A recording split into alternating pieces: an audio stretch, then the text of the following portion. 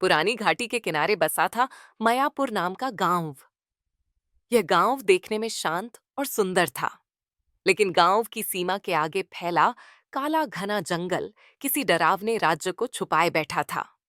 गांव वालों ने कई बार उस जंगल से अजीब आवाजें, रोशनी और चीखें सुनी थीं, इसलिए सालों से कोई उस जंगल में पैर नहीं रखता था।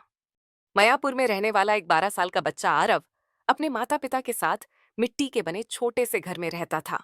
आरव को जानवरों से बहुत प्यार था, खासकर दो बोलने वाले तोते, मोती बहुत हंसमुख और नूर थोड़ी समझदार, गुस्सा जल्दी आने वाली। रात के 11 बजे थे। हवा में अजीब सा सन्नाटा था। खिड़की के बाहर काली छाया जैसी चीजें झूल रही थीं। अचानक मोती और नूर दोनों ने अपने पंख फड़फड़ाए और जोर जोर से चिल्लाने लगे, आवाज आवाज, जंगल! कोई बुला रहा है। आरव डर के मारे खड़ा हो गया। कौन बुला रहा है? उसने पूछा। दोनों तोतों ने खिड़की की तरफ इशारा किया। बाहर काले जंगल की तरफ हल्की नीली रोशनी चमक रही थी, जैसे कोई संकेत दे रहा हो। सुबह हुई तो आरव अपनी दादी से बोला, वो जंगल क्यों डरावना है? वहां क्या है?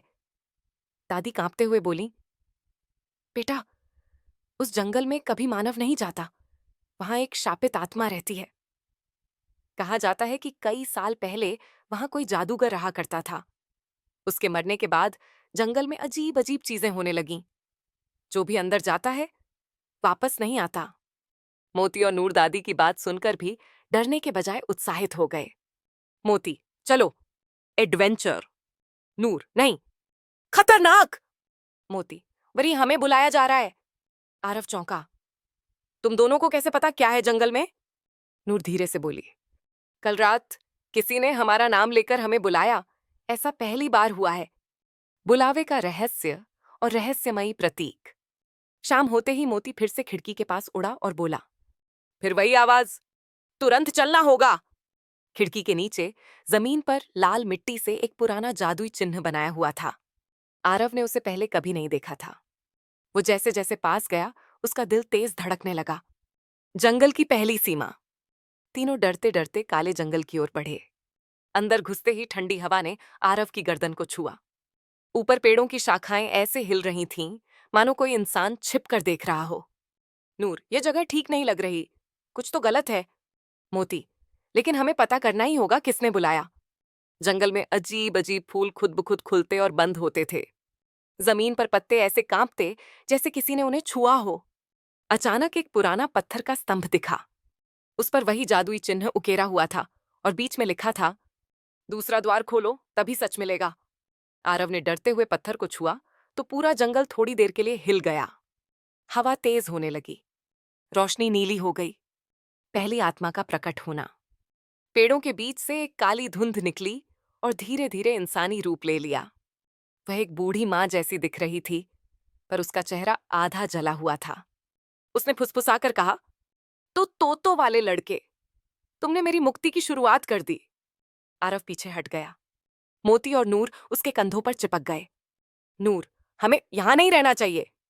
मोती, ये कौन है? वो आत्मा धीमे से बोली, मुझे इस जंगल में फंसाए हुए एक राक्षस ने, तुम तीनों ही मेरी मदद कर सकते हो। वो आत्मा धीमे से बोली, मुझे इस जंगल में फंसाए हुए एक राक्षस ने, तुम तीनों ही मेरी मदद कर सकते हो। आरव कांपते हुए बोला, पर हम क्यों? क्योंकि सिर्फ दो पंख वाले प्रहरी और एक मासूम बालक ही जंगल का श्राप तोड़ सकते हैं। जंगल के दिल तक जाने का रास्ता। आत्मा ने अपने हाथ हवा में घुमाए और पत्तों की बारिश के बीच जमीन पर एक चमकता हुआ नक्शा उभरा। उस नक्शे पर जंगल की गहराइयों में एक जगह दिख रही थी, रहस्य का केंद्र, द हृदय ऑफ डार्क फॉरेस्ट। आत्मा बोली, तुम्हें वहां जाना होगा, तभी पर्दा उठेगा। पर सावधान, तुम्हें रास्ते में 3 परीक्षाएं मिलेंगी। 1, माया का भ्रम। 2, ध्वनि का जाल। 3, दुख की नदी। पहली परीक्षा का आरंभ। तीनों नक्शा लेकर जंगल में और गहराई में चले गए। अचानक जंगल शांत हो गया। इतना शांत कि अपनी सांसों की आवाज भी डरावनी लगने लगी। धीरे धीरे सब कुछ धुंध में बदलने लगा। पेड़, रास्ते, रोशनी, सब गायब। और फिर आरव को सामने अपने माँ पापा दिखने लगे। आरव, वापस आ जा, घर चल। मोती चिल्लाया, ये असली नहीं है। ये माया है। लेकिन आवाज इतनी असली थी कि आरव का मन डोल गया। नूर बोली, अगर तूने एक कदम भी उनकी तरफ बढ़ाया, हम सब यहां फंस जाएंगे, हमेशा के लिए। आरव की आंखों में आंसू आ गए। धुंध गहरी होती जा रही थी। माया की परीक्षा उसे तोड़ने के लिए तैयार थी। और ठीक तभी धुंध के बीच किसी के चिल्लाने की आवाज आई। अरे पीछे मत मुड़ना, नहीं तो तुम भी इस जंगल के कैदी बन जाओगे। और ठीक तभी धुंध के बीच किसी के चिल्लाने की आवाज आई। आरव, पीछे मत मुड़ना, नहीं तो तुम भी इस जंगल के कैदी बन जाओगे। किसकी आवाज थी ये? माँ की, आत्मा की, या कोई और? अचानक पूरा जंगल जोर से कांपा और माया की परीक्षा का असली रूप सामने आया। क्या आरव इस जंगल के कैदी बन जाएगा या अपनी हिम्मत से इसे पार करेगा?